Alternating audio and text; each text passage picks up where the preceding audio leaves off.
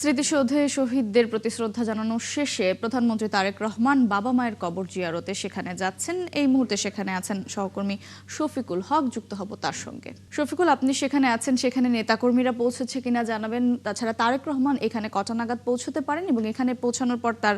কবর জিয়ারত শেষে আর কি কি কর্মসূচি আছে তা জানতে চাই। এর মধ্যে আপনি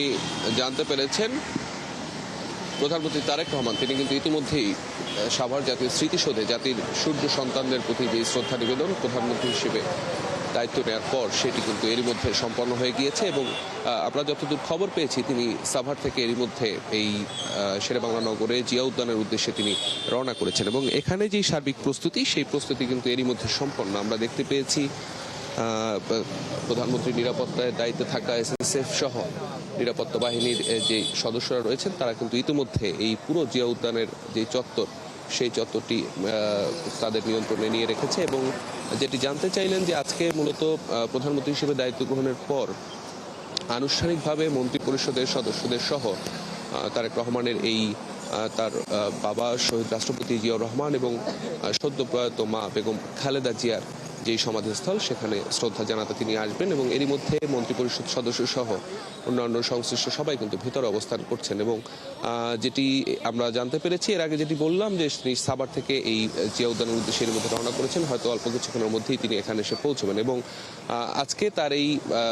যে প্রথম দিনের কর্মসূচি প্রধানমন্ত্রী হিসেবে দায়িত্ব গ্রহণের পর সেটি প্রথম যে কর্মসূচিটি ছিল সাভারে সেটি এর মধ্যে শেষ হয়েছে। এর পরবর্তী জিয়া উদ্যানে তিনি এই সমাধিস্থলে শ্রদ্ধা জানাবেন এবং পরবর্তীতে আজকে তিনি সচিবালয়ে অফিস করার কথা রয়েছে এবং সেখানের যেই প্রস্তুতি সেগুলো কিন্তু এরই মধ্যে নেওয়া সম্পন্ন হয়ে গিয়েছে আমরা জানতে পেরেছি এবং বিকেল 3টায় মন্ত্রী পরিষদের যে প্রথম বৈঠক সেই বৈঠকটিও অনুষ্ঠিত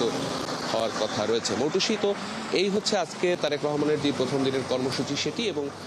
এর আগে গতকাল যখন তিনি প্রধানমন্ত্রী হিসেবে শপথ গ্রহণ করেন এর পরবর্তীতে তিনি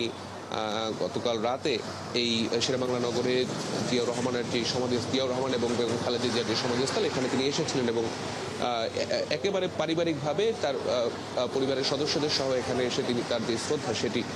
নিবেদন করেন। তো আমরা রয়েছি এখানে, হয়তো অল্প কিছুক্ষণের মধ্যে প্রধানমন্ত্রী তারেক রহমান এই জিয়া উদ্যানে আসবেন এবং এখানে তার বাবা এবং মায়ের যে সমাধিস্থল সেখানে মন্ত্রী পরিষদের সদস্যদের নিয়ে শ্রদ্ধা জানানোর কথা রয়েছে। তিনি এখানে আসলে হয়তো সরাসরি আপনার মাধ্যমে আবার দর্শকদের সেটি আমরা দেখানোর চেষ্টা করব। মৌটুসী, এখন পর্যন্ত এটুকুই। জি অবশ্যই শফিকুল, আপনি সেখানে থাকবেন, প্রধানমন্ত্রী সেখানে পৌঁছলে আবারও যুক্ত হব আপনার সঙ্গে। দর্শক,